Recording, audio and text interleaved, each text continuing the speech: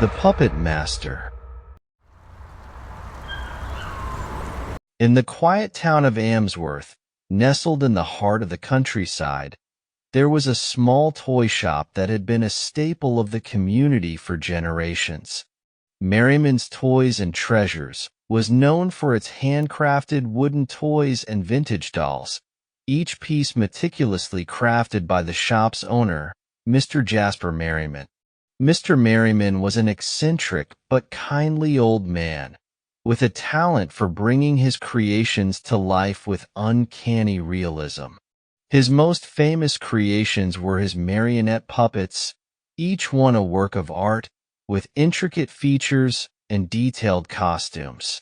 But as charming as the puppets were, there was one that was different from the rest, kept hidden in the back of the shop. A marionette named Sebastian. Sebastian was unlike any puppet Mr. Merriman had ever made. His features were too lifelike, his eyes too expressive, and his movements too smooth. The locals whispered that Mr. Merriman had imbued Sebastian with a piece of his soul, but no one knew the truth for certain. Mr. Merriman himself never spoke of it, and Sebastian remained a mystery, hidden away from prying eyes. One autumn evening, a young girl named Emily wandered into the shop. She was new to Amsworth, having moved there with her parents only a few weeks earlier. Drawn by the quaint charm of the toy shop, Emily decided to explore, hoping to find something special to take home. Mr. Merriman greeted her warmly, and Emily spent hours browsing the shelves, marveling at the beautiful toys. As she reached the back of the shop, she noticed a door slightly ajar. Curious, she peeked inside and saw Sebastian, hanging from his strings, staring back at her with an intensity that made her shiver. "Ah, I see you found Sebastian," Mr. Merriman said, his voice suddenly grave as he appeared behind her. "He's not for sale, I'm afraid. He's special." Emily was captivated. "Why is he kept back here?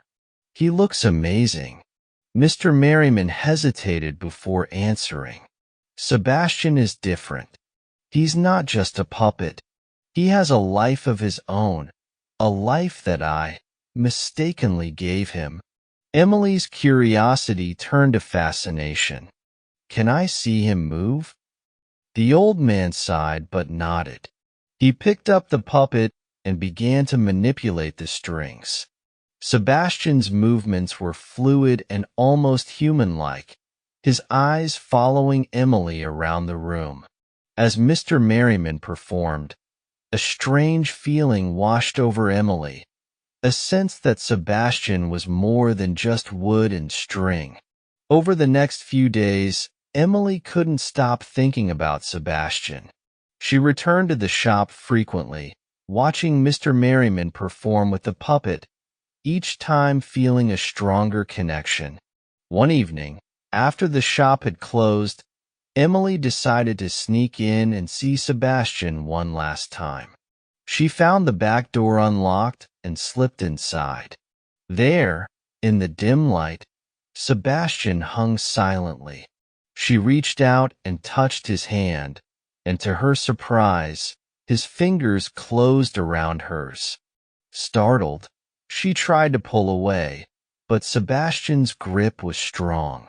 "Emily," a voice whispered, though it wasn't Mr. Merriman's. It was a voice that seemed to come from within her own mind. "Set me free." Terrified, Emily tried to scream, but no sound came out. Sebastian's eyes glowed faintly in the dark, and she felt an overwhelming compulsion to do as he asked. She reached up and untangled the strings, one by one, until Sebastian was free. The moment the last string was cut, Sebastian fell to the floor, lifeless. Emily felt a strange sense of relief, but it was short-lived. A cold wind blew through the shop, and the shadows seemed to deepen. She turned to leave, but the door slammed shut, trapping her inside. From the darkness, Sebastian's eyes glowed brighter, and he began to move on his own, no longer needing strings. He stood up, his joints creaking, and walked toward Emily with an eerie grace. "You've freed me, Emily," he said, his voice a hollow echo. "Now it's your turn." Before she could react, Sebastian lunged at her, and everything went black. The next morning, Mr. Merriman found the shop in disarray and Emily missing. Sebastian was back on his pedestal, his expression serene, but something was different. When Mr. Merriman looked into Sebastian's eyes, he saw a flicker of recognition, a spark of life that hadn't been there before. Realizing what had happened, Mr. Merriman knew he had to act quickly. He took Sebastian to his workshop and locked the door, determined to undo the dark magic he had once used. Hours turned into days as he worked tirelessly, muttering incantations and carving new runes into the puppet's wooden body. But it was too late. The bond between Sebastian and Emily was complete. The puppet was now a vessel for Emily's soul, trapped forever in a wooden prison. Mr. Merriman wept for the young girl and for the mistake he had made. From that day on, the shop remained closed, and the story of the puppet master became a local legend.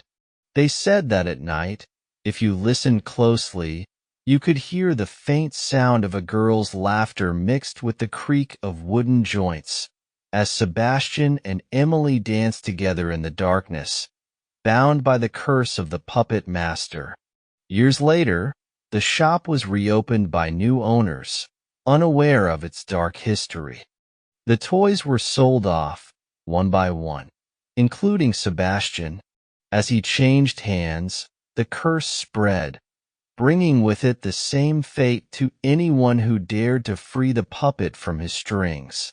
For some toys are not meant to be played with, and some souls are best left undisturbed. And in the quiet town of Amsworth, the legend of the puppet master lived on, a chilling reminder of the dangers lurking within the seemingly innocent walls of Merriman's toys and treasures.